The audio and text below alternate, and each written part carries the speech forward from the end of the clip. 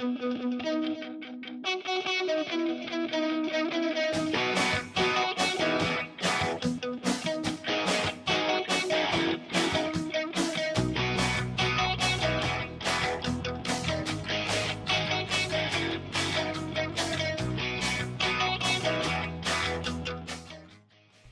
to Conversations with Susie, where we talk to interesting villagers like you about interesting things that they're up to. I'm Susie Stockholm. I'm a retired recruiter headhunter, and I'm now a full-time artist. I'm out looking for wonderful people who have great stories, and I have found one today named Ellen Rose. Welcome, Ellen. Hi, Susie. I'm so happy to have you with me today. Fun. Ellen is quite the accomplished artist. She lives in the village. She showed at the William Merrill Gallery for many years. She was also at the Los Angeles County Museum of Art for 20 years. And she has a very, very long list of winning paintings from galleries, from shows. I'm sure I'm leaving something out, so help me out here, Ellen. No, you did fine. You did fine. I have a long resume because I've had a long life at this point. So let's talk a little bit about what I have noticed about your paintings, which is that you're fascinated with people who are different, the differences that people show, and then how they find a group to fit into. So for example, you did a series called Inked, which was about people with tattoos. You also did a circus and performer series, and you've done many other things, but talk to me a little bit about what inspired you along this path. Well, I think we put a face on to the public, and we have a private identity, and the circus series was more or less inspired by the wild man of Borneo that I'd seen and who scared the dickens out of me when I was 10 years old. By the time I was 12, I found out that he was just a guy from Rochester, New York, trying to make a living.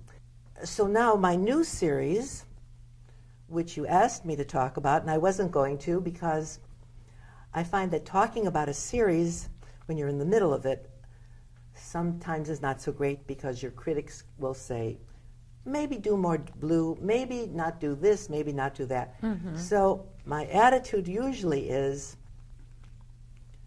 I do the painting, let God do the judging. But since you're part of the series... You did have to bring that up. I did have to bring it up. I did have to bring it up. I am doing a series on Laguna Woods women in the nude with masks on. Why?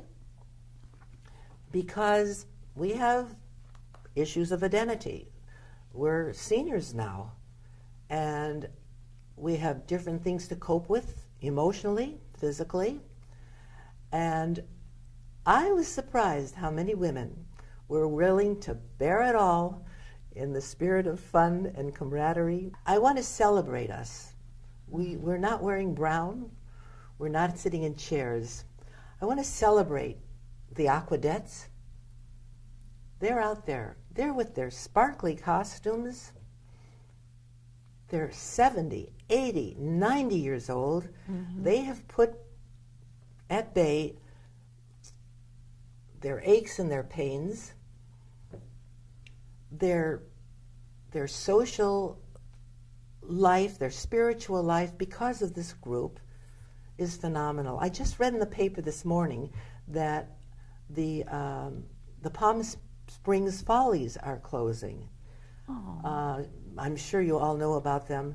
They're elderly actors and actresses, also in their 70s and 80s, and maybe a 90-year-old, who have been performing in Palm Springs. This is their last season.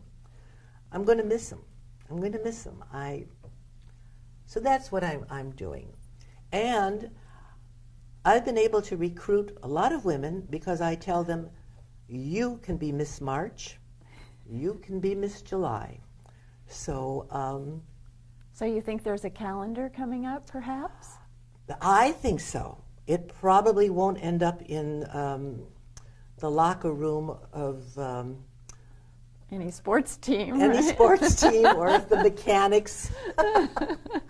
But I think whatever, we're having a heck of a time doing it. It's the process even more than the finished work that's important. Right. And you were fun to work with. Well, thank you. I know, I think I'm the one with a leg up on the wall or something. That really was fun. It was exciting to be part of something that's created by an age mate of mine, and I've enjoyed having Ellen as my friend and as a fellow artist, and also as my guest today. I want to thank you very much for joining me, Ellen, and thank you for joining us.